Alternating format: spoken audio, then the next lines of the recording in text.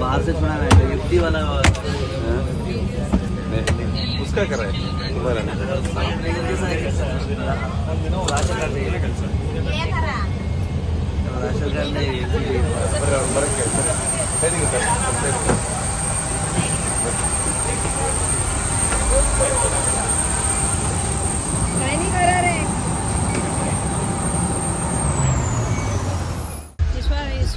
ಹೊಲದಲ್ಲಿ ನಾವು 3 ವರ್ಷ ಕೂಲಿ ಕೆಲಸ ಮಾಡ್ತಿದ್ವಿ.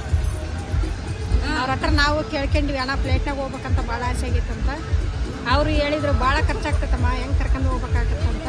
ಅಣ್ಣ ನೋಡೋಣ ಕರ್ಕೊಂಡು ಹೋಗೋಣ, ಪುಣ್ಯ ಬರ್ತದೆ ನಿಮಗೆ ಅಂತಂದು ಹೇಳಿದ್ವಿ. ಆಯ್ತಮ್ಮ ಕರ್ಕೊಂಡು ಹೋಗ್ತೇವೆ ಅಂತ ಹೇಳಿದ್ರು. ಅವರಿಗೆ 100 ವರ್ಷ ಆರೋಗ್ಯ ಆಯಸ್ಸು ಚೆನ್ನಾಗಿರ್ತದೆ ಅಂತ ಧನ್ಯವಾದಗಳು. ನಂದು ಒಂದು 14ರಿಂದ 15 ಎಕರೆ ಅಡಿಕೆ ತೋಟ ಇದೆ. ಅಡಿಕೆ ತೋಟದಲ್ಲಿ ಸುಮಾರು 3 ವರ್ಷದಿಂದ ಇವತ್ತೇ ನಾನು ಕೂಲಿ ಕೆಲಸ ಮಾಡೋಣ ವಿಮಾನದಲ್ಲಿ ಕರ್ಕೊಂಡ್ಬಂದಿದ್ದೀನಲ್ಲ, ಅವರು ನನ್ನ ತೋಟದಲ್ಲಿ ಕೆಲಸ ಮಾಡ್ತಾರೆ.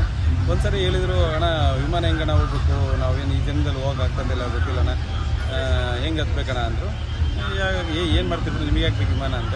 ಇಲ್ಲ ನಾವು ಒಂದ್ಸರಿ ಹೋಗ್ಬೇಕು, ನಿಮ್ಮಂತರ ಕೈಯಿಂದ ನಾನು ಒಂದು ಪುಣ್ಯ ಸಿಕ್ಕರೆ ಹೋಗ್ಬೋದಲ್ಲಣ್ಣ ಅಂತ ಅಂದರು.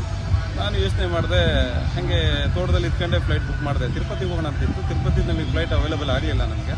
ಹಾಗಾಗಿ ಗೋವಾ ಸಿಕ್ತು. ಗೋವಾ ಬಂದಿದ್ದೀವಿ ಇವತ್ತು. ಗೋವಾದಲ್ಲಿದ್ದೀವಿ. ಎಲ್ಲರೂ ಖುಷಿಯಾಗಿದ್ದಾರೆ, ಅವರು ಖುಷಿಯಾಗಿದ್ದಾರೆ, ಅವ್ರು ತುಂಬ ಖುಷಿಯಾಗಿದ್ದಾರೆ.